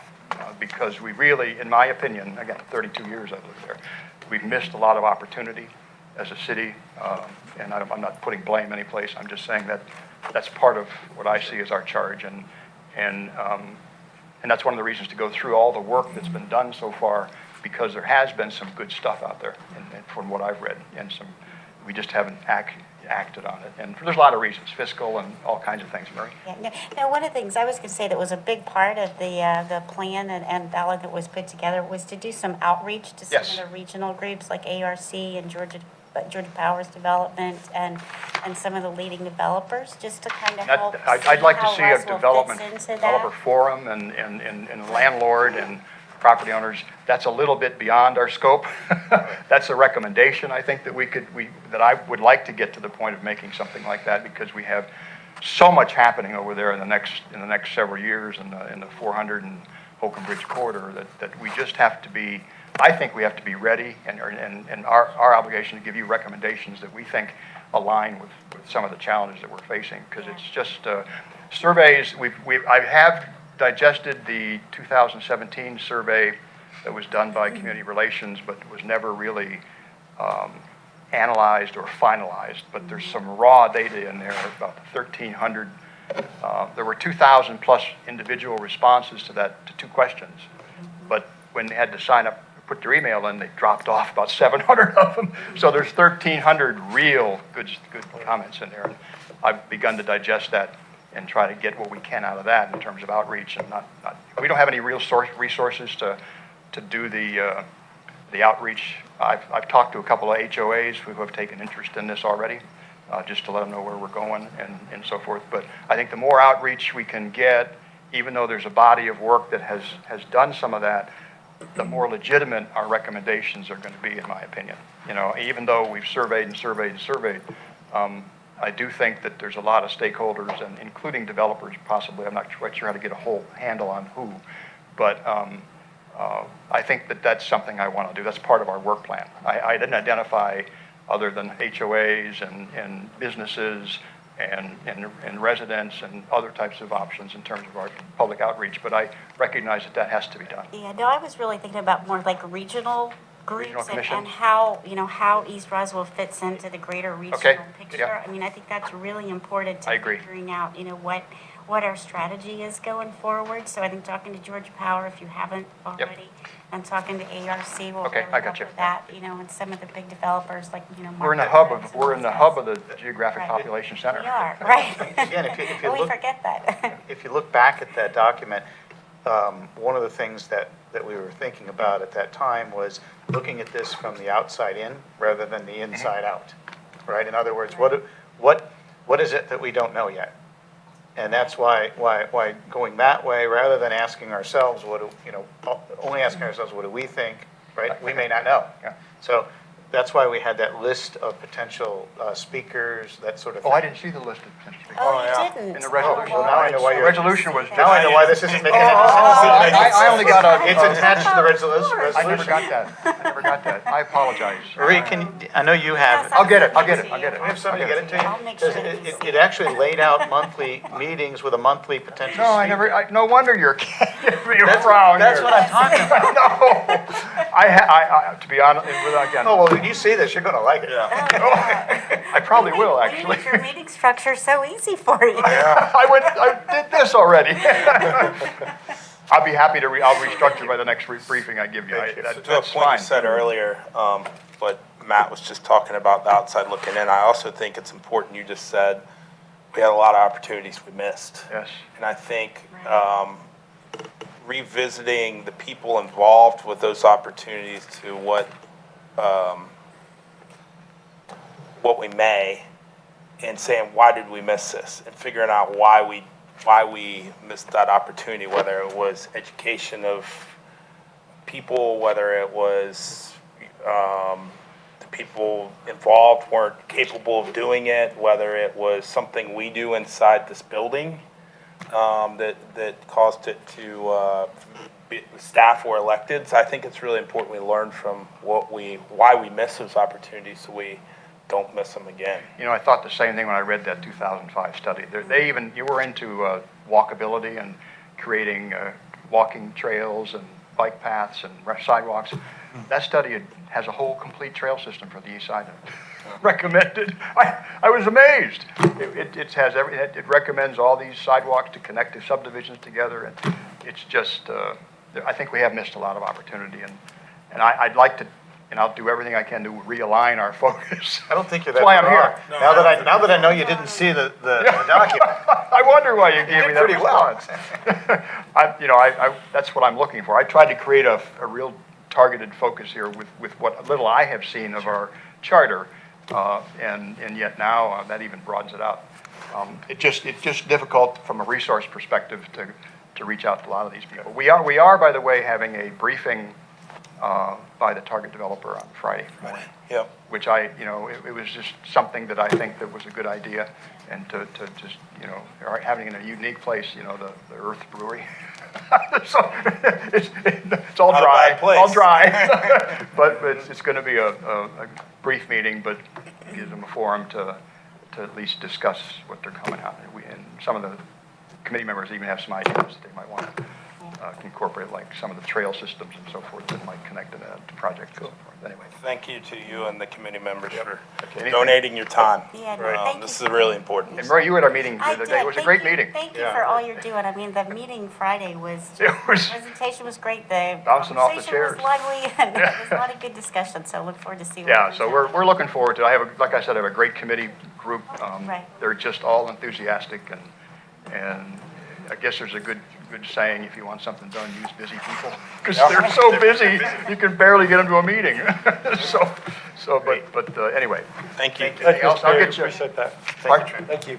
Okay, thank you. Appreciate that. Thank your committee. Thank your group. I will. Item number 7 on the administration agenda is also has to do with economic development. It's a discussion regarding the FY 2019 budget item. There's a $50,000 item for an economic development review. In your packet, I know there was a memo. Go ahead, Councilman. Tyson. Before you go on with that one, this is one that Councilmember Palermo has had specific interest in. Okay. And so if it's okay with you, I'd like to move to defer this one to the next meeting that he might be at. Have a motion to defer this item by Councilmember Tyson. Is there a second? Second. Second by Councilmember Judy. All in favor, raise your hand. That's you. There you have it. All right, thank you. Item number 4 for administration is consideration of a resolution to reallocate North Fulton Community Charities 2018 Community Development Block Grant Funds. I think Charles Alford is here from our grants division to give you that information. Charles? Good evening. How's it going? Let's see where we're at here. And so in 2018, we had allocated some funds, CDBG funds, to North Fulton Community Charities. They were going to expand the Elkins Road facility. Some things happened there, and they found they were going to relocate some of the staff to the education center while they did that. But unfortunately, their education center was due to be expanded as well. They ended up finding some asbestos, had some other design issues, and the cost for redeveloping that has gone up, so they can't expand their current facility like the CDBG funds they had intended to do. So they've requested for us to reallocate those to another high priority project, which is to allow them to build a climate controlled food storage system on the property there. Right now there's 2, the way I take it, pods type of things there that are serving that purpose, and they're not climate controlled, so they'd like to reallocate those funds. Have to bring it to your guys' attention because we'd have to revise our annual action plan, which isn't a problem, but This is number 3, not number It's 4. 4.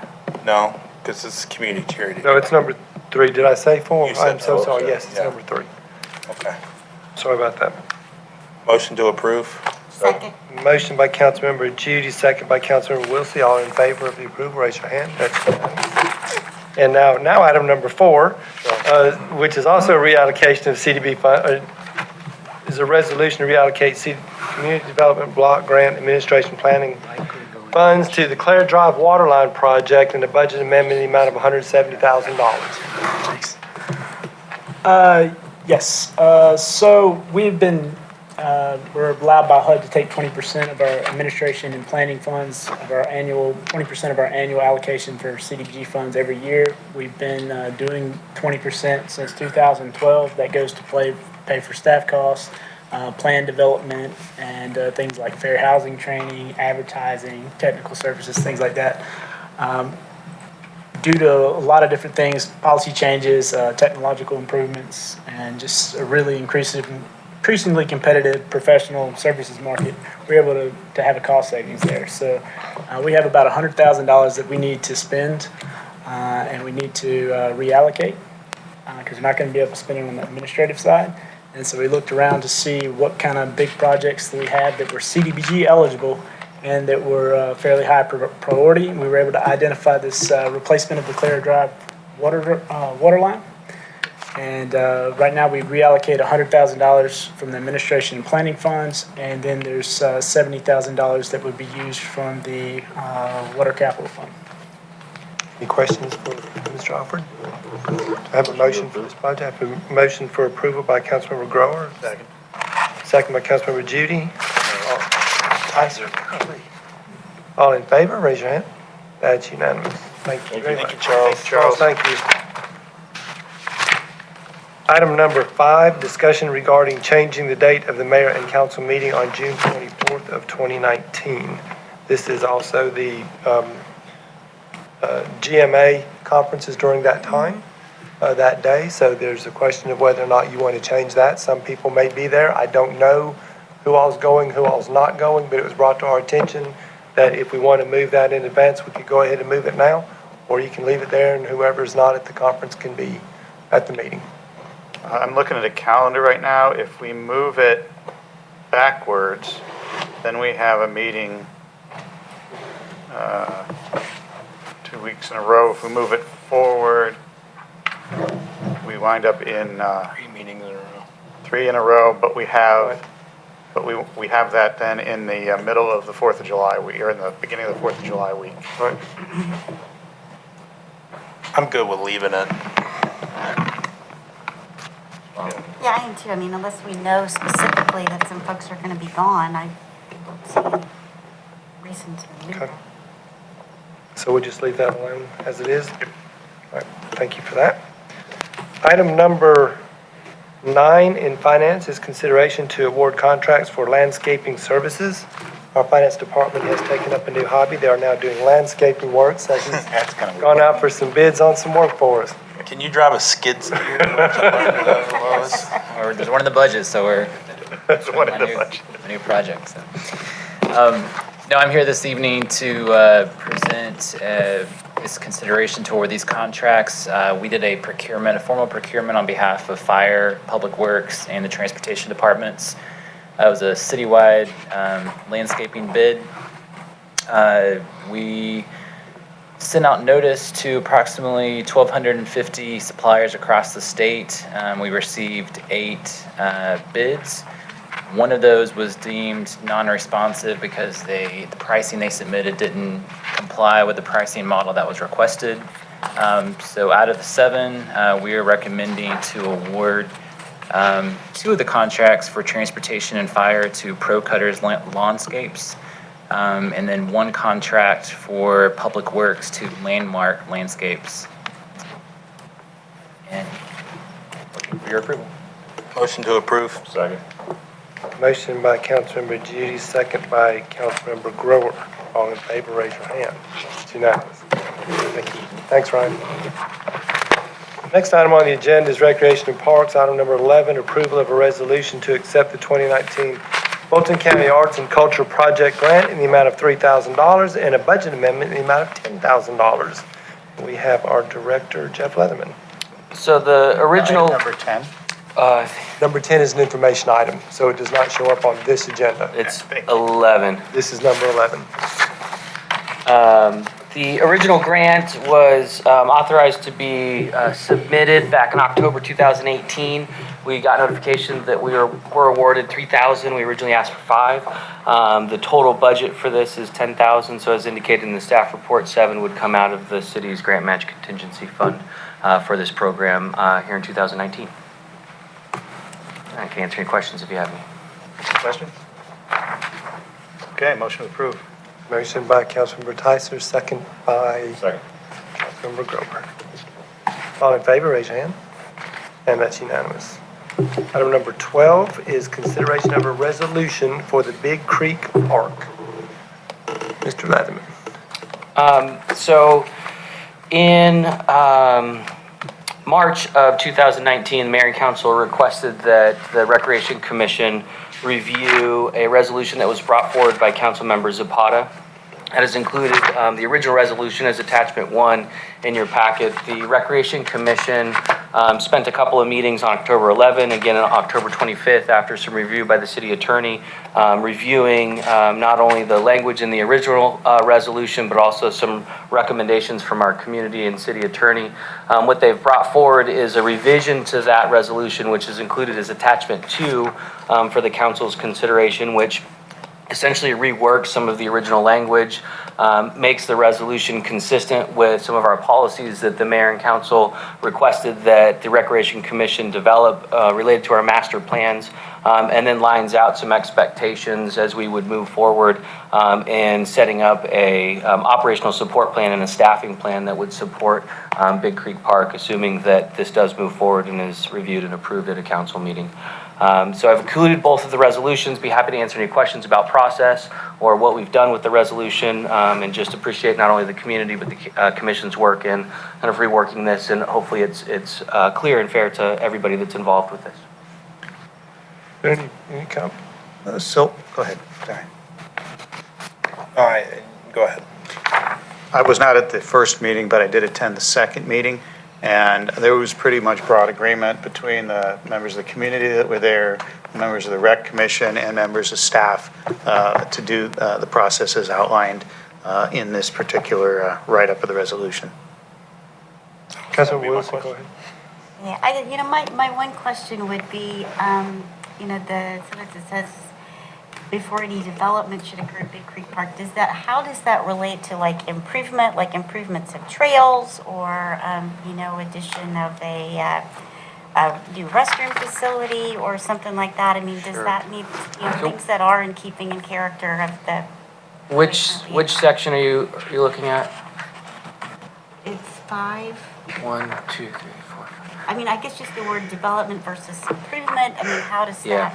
So from our perspective, and I'll just read it for anybody that's listening, it indicates that whereas mayor and council have not authorized the development or review of a master plan for Big Creek Park, and in this case, we're using the word development specific to the master plan, so the mayor and council hasn't authorized the development of a master plan for Big Creek Park through the budget process. And so as I jump down to answer your question, that's what the operation plan would do, and why we're essentially requesting that direction from mayor and council to develop an operation plan for Big Creek Park, because we're essentially a little bit backwards. Normally we would have a master plan that would kind of generate the uses and development out of the facility. Since the uses were developed in advance of that master plan, we're essentially using an operational plan in place of that in the short period in order to essentially bridge some of those gaps to answer the questions of what are we going to do to maintain the existing facilities. And that would be our intent, is maintain the existing facilities as is in a safe and manageable condition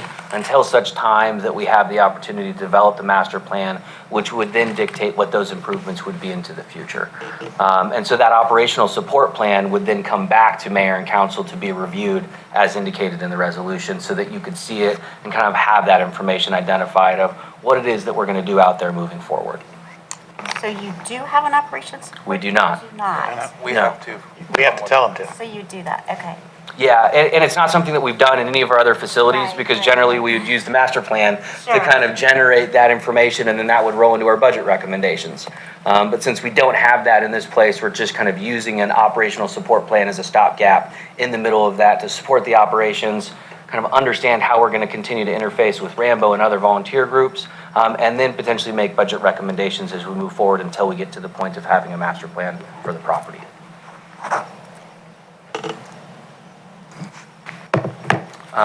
If there aren't any other questions, just looking for your direction on bringing this forward to a council meeting. I'd move to move it forward whenever as you're ready. Second. I have a motion by Councilmember Tyson and a second by Councilmember Judy to move this item forward as it's ready for the resolution for Big Creek. All in favor, raise your hand. And that's unanimous. I think we're I don't have any other items, so we are adjourned. Thank you. You got one? Uh-oh. What? First item on the agenda. No, I did that at the very beginning. I had a motion by Councilmember Groen and a second by, yeah, I did it for, I said both at the same time. Yeah, it's on there. I went ahead and included both public works, safety and the other. Yes.